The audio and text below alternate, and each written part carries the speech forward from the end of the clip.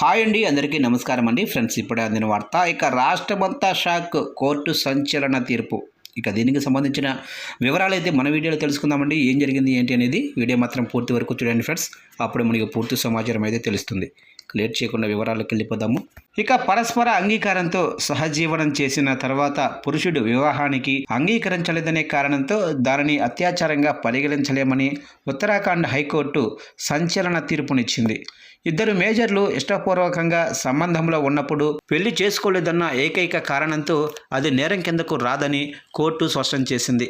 ముస్సోరికి చెందిన ఓ మహిళ ఒక వ్యక్తి తనను పెళ్లి చేసుకుంటానని నమ్మించి మోసం చేశాడని, ఆ నెపంతో తనపై అత్యాచారానికి పాల్పడ్డాడని ఆరోపిస్తూ పోలీసులకు ఫిర్యాదు చేయగా కేసు నమోదైంది. అయితే ఈ కేసును విచారించిన న్యాయస్థానం నిందితుడిపై ఉన్న ఎఫ్ఐఆర్ను కొట్టివేస్తూ నిర్ణయం తీసుకుంది. బాధితురాలు, నిందితుడు ఇద్దరు మేజర్లని, వారి మధ్య సంబంధం సుదీర్ఘకాలం పాటు పరస్పర అంగీకారంతోనే కొనసాగుతుందని న్యాయస్థానం గుర్తించింది. సహజీవనం ప్రారంభమైనప్పటి నుంచే సదరు వ్యక్తికి సదరు మహిళను మోసం చేయాలనే దురుద్దేశం ఉన్నట్లు నిరూపించుకోవటానికి తగిన ఆధారాలు లేవని ధర్మాసనం అభిప్రాయపడింది. పెళ్లి చేసుకుంటానని వాగ్దానం చేసి ఆ తర్వాత కొన్ని కారణాల వల్ల ఆ మాట నిలబెట్టుకోకపోవడాన్ని నేరుగా అత్యాచారంగా పరిగణించలేమని కోర్టు తేల్చి చెప్పేసింది.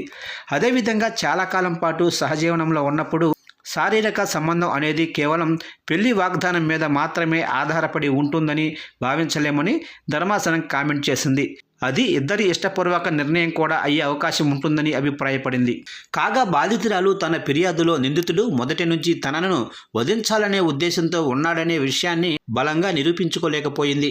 దీంతో సదరు వ్యక్తిపై ఉన్న క్రిమినల్ చర్యలను రద్దు చేస్తూ న్యాయమూర్తి తీర్పునిచ్చారు.